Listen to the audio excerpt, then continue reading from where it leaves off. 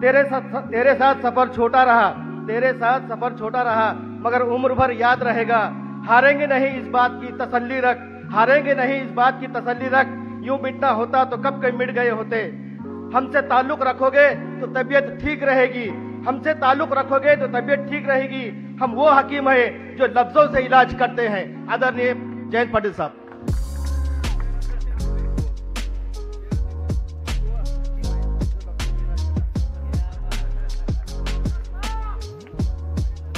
आपल्या व्यासपीठावरील सर्वच मान्यवर नेते आणि बंधू भगिनींनो, वेळ बराच झालेला आहे आणि मला इथून कोल्हापूर जिल्ह्यात सभेला जायचंय।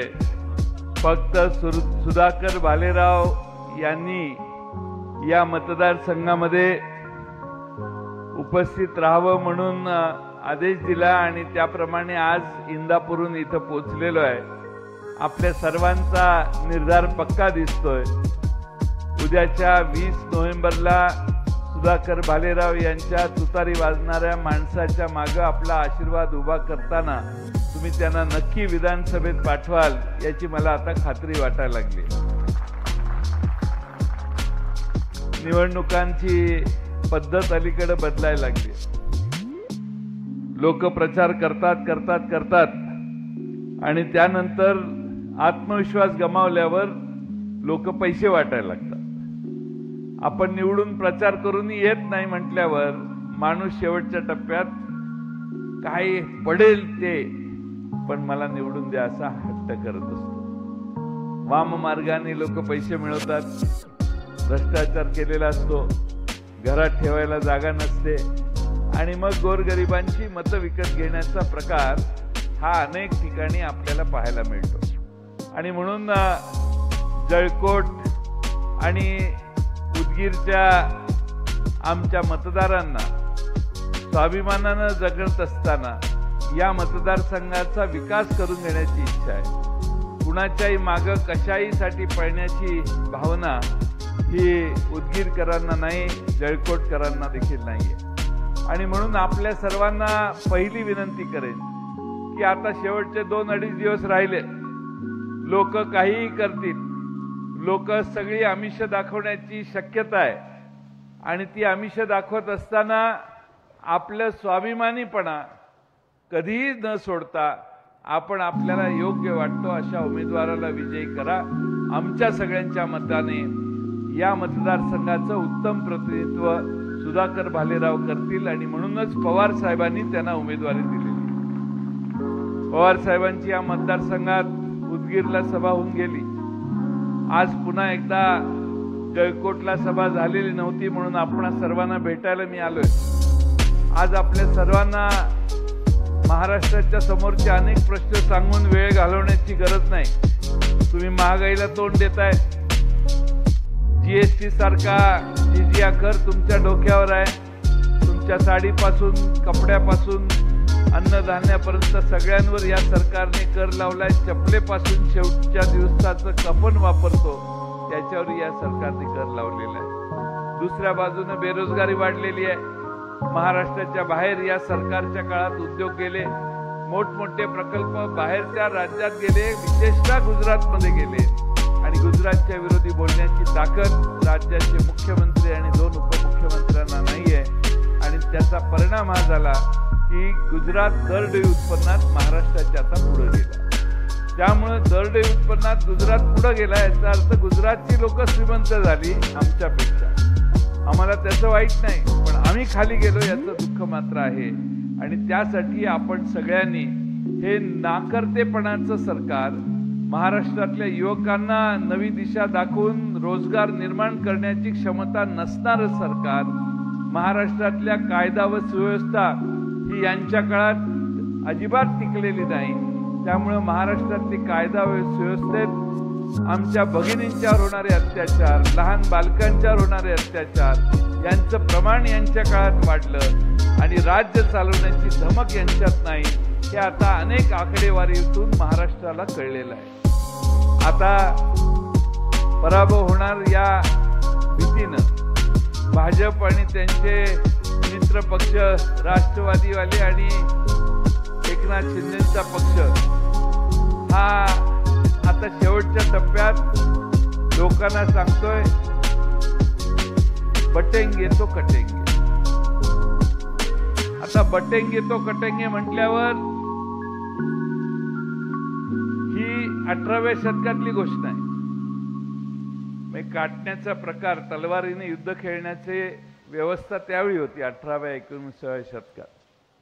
अमित शहा आणि ते उत्तर प्रदेशचे मुख्यमंत्री योगी आदित्यनाथ हे महाराष्ट्रात येऊन सांगतात बटेंगे तो कटेंगे.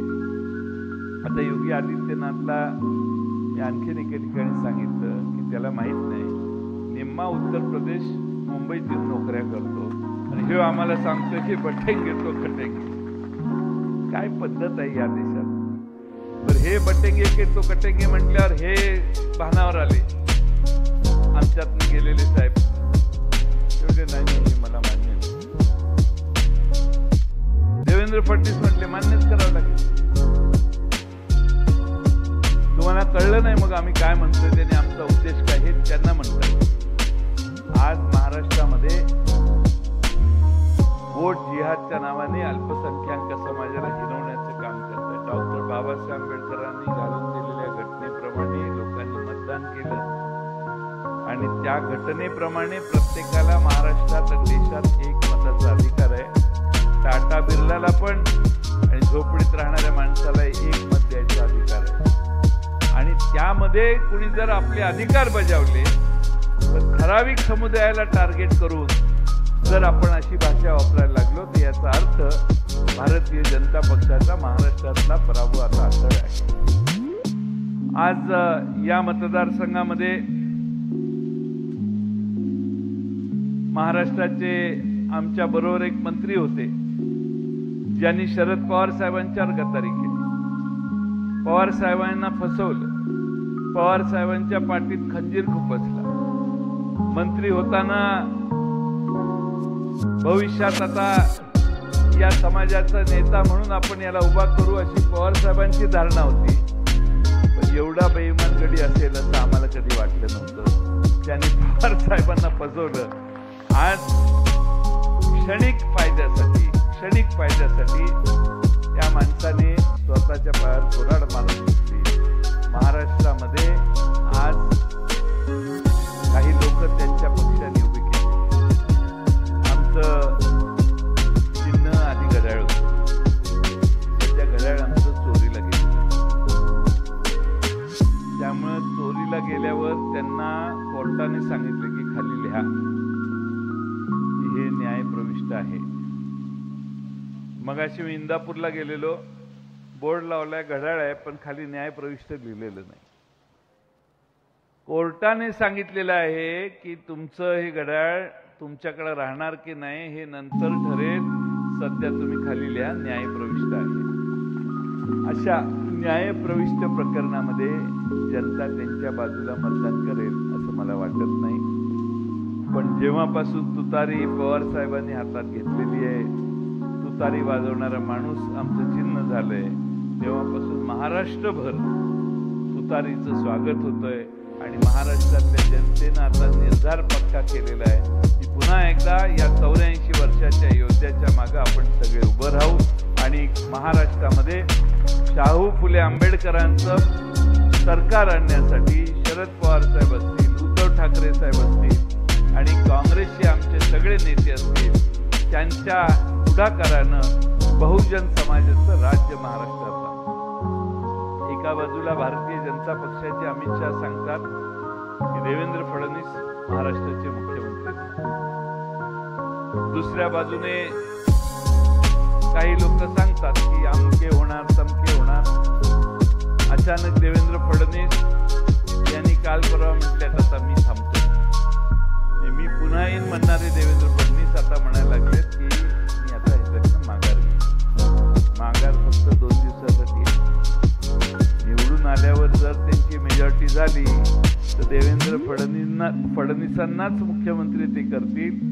कारण अमित शहाने एकदा 2दा 3 वेळा सांगितलेलं आहे की आमचं भारतीय जनता पक्षाचं नेतृत्व देवेंद्र फडणवीस करतात. त्यामुळे आपल्याला चॉईस आहे.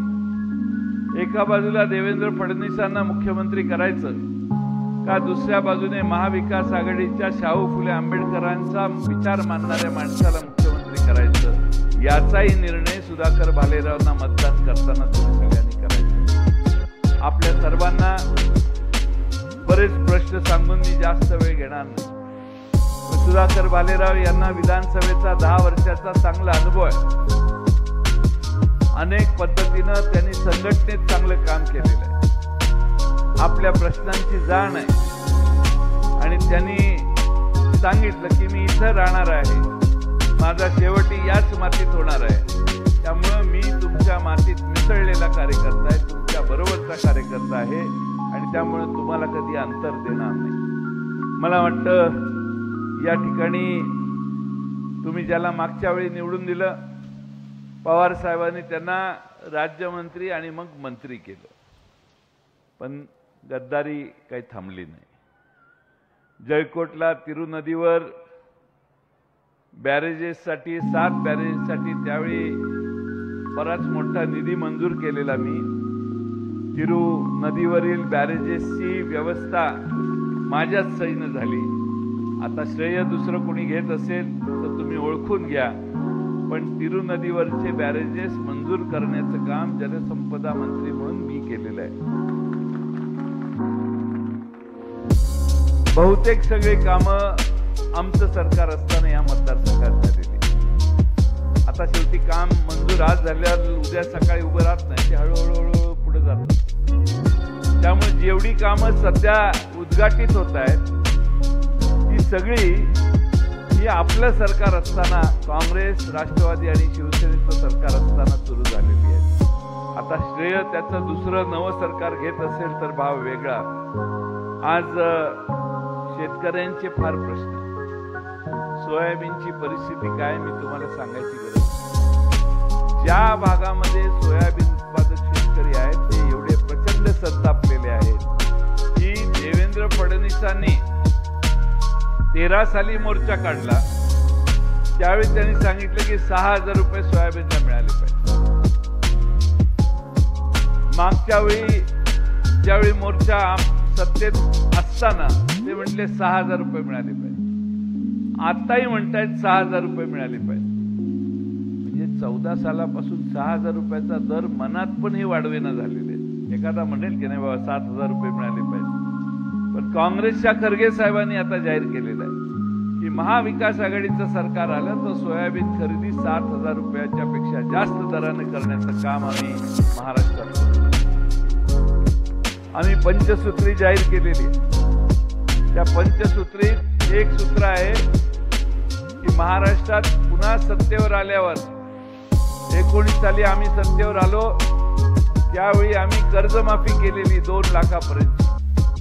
शेतकरी आजही मागच्या 2.5 वर्षात एवढा शेतकऱ्याला प्रश्न तयार केलेले आहेत, एवढी संकट शेतकऱ्यांवर आलेली आहेत, अनेक जण कर्जबाजारी झाले आहेत, अनेकांचा संसार आणि शेती पुढे चालायची थांबलेली आहे आणि म्हणून 3 लाखापर्यंतची कर्जमाफी आमचं सरकार आल्यावर आम्ही करायचा निर्धार केलेला आहे। इथं फार मोठ्या प्रमाणात भगिनी आहेत, भगिनींच्यासाठी सांगतो, महालक्ष्मी नावाची एक योजना आणणार आहे आम्ही। सरकार आल्यानंतर तुम्हाला 3 महिन्याला 3,000 रुपये द्यायचा निर्धार राहुल गांधींच्या नेतृत्वाखाली दिल्लीत, मुंबईमध्ये आम्ही जाहीर सभेत केलेला आहे। त्यामुळे 3,000 रुपये महाराष्ट्रातल्या गरीब महिलांना देणे, दुसऱ्या बाजूने आपल्या सगळ्यांना पूर्ण ताकदीनं आपल्या पीक विम्यासारखे जे प्रश्न तयार होत आहेत ते सोडवण्यासाठी मदत करणे। आता 3 वर्षापासून आपल्याला पीक विमा मिळालेला नाही, विमा कंपन्यांचं उकळ पांढरं व्हायला लागले। हे वरमधले सगळे दलाल विमा कंपन्यांना काम मिळवून देण्यात पुढाकार घेऊन पैसे घेणारे आहेत का काय अशी शंका महाराष्ट्रात निर्माण झाली आहे। आणि आम्ही विमा कंपन्यांच्याकडे हप्ते भरून, म्हणजे 1 रुपया हप्ता या सरकारनं जाहीर केलेला, हे भरून देखील आमच्या पदरात काहीही पडत नाही। 3 वर्ष या भागातल्या शेतकऱ्यांना विमा देण्याची दानत विमा कंपन्यांची झालेली नाही आणि म्हणून आपल्या सगळ्यांना या शेतकऱ्याच्या दुरावस्थेवर आवाज उठवण्याचं काम करावं लागेल। काही किरकोळ 1,000-2,000 रुपये घेऊन आपलं मत देण्यापेक्षा तुमच्या कष्टाला चांगला दाम मिळायचा असेल तर महाविकास आघाडीचा विचार तुम्ही सगळ्यांनी स्वीकारा. मी तुम्हाला महाविकास आघाडीच्या वतीनं विनंती करतो आणि खात्री देतो की महाराष्ट्रातला कांदा उत्पादक, सोयाबीन उत्पादक, कापूस उत्पादक यांची प्रतारणा आमचं सरकार कधी करणार नाही. त्याच्या मागे ठामपणाने उभा राहील आणि तुम्हा सगळ्यांना आधार देईल. आमच्या सोयाबीनच्या किमती खाली गेल्या, पण उद्योगपतीच्या सोयाबीन पासून काढलेल्या तेलाच्या किमती 80 रुपयाच्या 180 रुपयावर गेल्या. त्यामुळे तुम्ही विचार करा, फायदा यांच्या राज्यात फक्त श्रीमंत वर्गाचा आहे आणि शेतकरी जो कष्ट करतो त्याच्या हातात पैसे देण्याची दानत या सरकारची नाही. आणि म्हणून माझी आपणा सगळ्यांना विनंती आहे की आपण या मतदारसंघात रस्त्याची दुर्दशा आहे, आरोग्य व्यवस्थेकडे दुर्लक्ष झालेलं आहे, जळकोट तालुक्याच्या विजेचा प्रश्न गंभीर आहे, तांडा रस्त्यांची कामं अनेक ठिकाणी प्रलंबित आहेत. या सगळ्यातनं आपल्याला न्याय मिळवायचा असेल तर सुधाकर भालेराव यांच्या मागे आपण सगळ्यांनी उभा राहा. आपल्या सगळ्यांना माझी विनंती आहे की ही लढाई विचारांची. एका बाजूला जातीयवादी भारतीय जनता पक्षासारखी शक्ती आणि त्यांना सामील झालेले, फितूर झालेले आमचे दोन एकनाथ शिंदे आणि अजित पवार यांचे पक्ष, आणि आम्ही या ठिकाणी शाहू फुले आंबेडकरांचा विचार घेऊन राहुल गांधींचं नेतृत्व असेल, उद्धव बाळासाहेब ठाकरेंचं नेतृत्व असेल किंवा आदरणीय पवार साहेबांचं नेतृत्व असेल, आम्ही या बाजूने महाराष्ट्रात जातीयवादी विचारशक्ती वाढणार नाही, त्यांना कटाक्षाने इथं थांबवण्याचं आम्ही काम करू या आत्मविश्वासाने आज लढतोय. आणि महाराष्ट्र नेहमी लढणाऱ्यांच्या मागे उभा राहतो. तो लढणाऱ्यांच्या मागे उभा करताना जळकोटकरांनी या दोघांतला फरक, सत्तेत जाऊन लाचार झालेले, गद्दारी करून तिकडे जाऊन बसून काही मर्यादा खाणारे, आणि दुसऱ्या बाजूने सत्तेत नसताना देखील आमच्या पक्षाच्या बरोबर काम करायची मानसिकता दाखवून सुधाकर भालेराव राष्ट्रवादीत येऊन आज काम करतायत. यातला फरक तुम्ही लक्षात घ्या आणि त्यामुळे सुधाकर भालेरावांच्या मागे आपण सगळ्यांनी उभा राहा एवढीच विनंती या निमित्तानं करतो. वेळ बराच झालेला आहे. महाराष्ट्रातलं वातावरण फार चांगलं आहे. आम्हा सगळ्यांना खात्री आहे की उद्याच्या निवडणुकीनंतर महाविकास आघाडीचं सरकार आपलं येणार.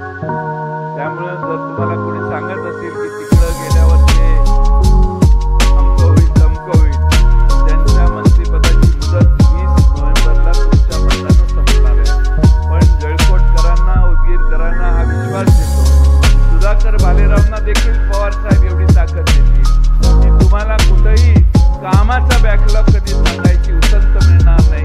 प्रचंड ताकदीनं सुधाकर भालेरावांच्या मागे पवार साहेब आशीर्वाद उभा करतील आणि तुम्हाला सगळ्यांना न्याय देण्याचं काम करतील. फक्त एकच विनंती आहे की गद्दारांना पाडण्याचं काम मात्र तुम्ही उद्याच्या निवडणुकीत करा.